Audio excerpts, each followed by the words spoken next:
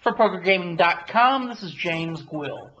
Event number 29 of the 2010 World Series of Poker was the $10,000 Limit Holdem Championship.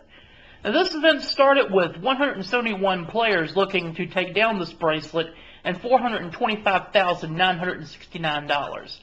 By the end of day one, 107 of those players remained, and 18 of those players made the money in this event. Among those that cashed were Darren Woods, Ann Nguyen, and Patrick Walsh. Jameson Painter was the chip leader heading to the final table of this event.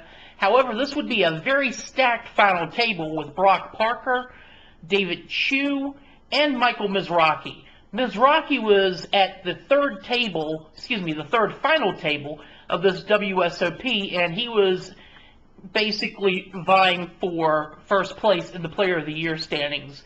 Essentially, any finish above 9th at this final table would guarantee him at least a tie for Player of the Year.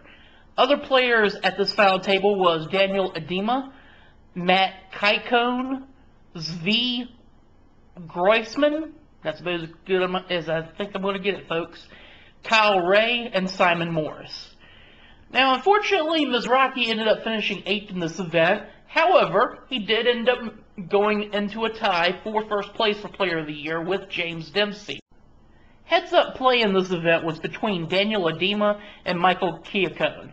Kiakone won a bracelet in 2008 in a $2,000 no-limit Hold'em event, so he was used to this type of pressure in the past. Adema, however, held a nearly 2-to-1 chip lead at the start of the final table.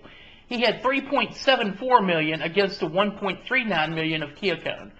Now, Kiakone and Adema battled back and forth for a while, with both sharing the chip lead at one point or another.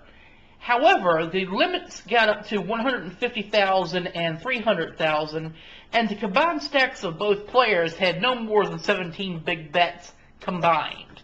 So essentially, you're looking at about 8.5 big bets a person, which is a very short stack for either player. Adema was crippled in a hand where he flopped top pair, and Kiakone had flopped 2 pair. At that point, Adema was down to just $150,000, which was actually one small bet. He ended up being all in the big blind with just a 2-4, and Kiakone held a 7 of hearts. The flop fell a jack and 2 queens, which missed both of them.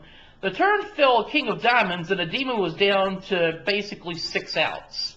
He needed essentially a deuce or 4 to win the hand. The river fell the queen of diamonds to give Kiakone his second career WSOP bracelet. Matt Kiakone took down the WSOP bracelet and $425,969. Congratulations. For more, stay tuned to PokerGaming.com as we bring you recaps and coverage from the 2010 World Series of Poker. For PokerGaming.com, this is James Gwill.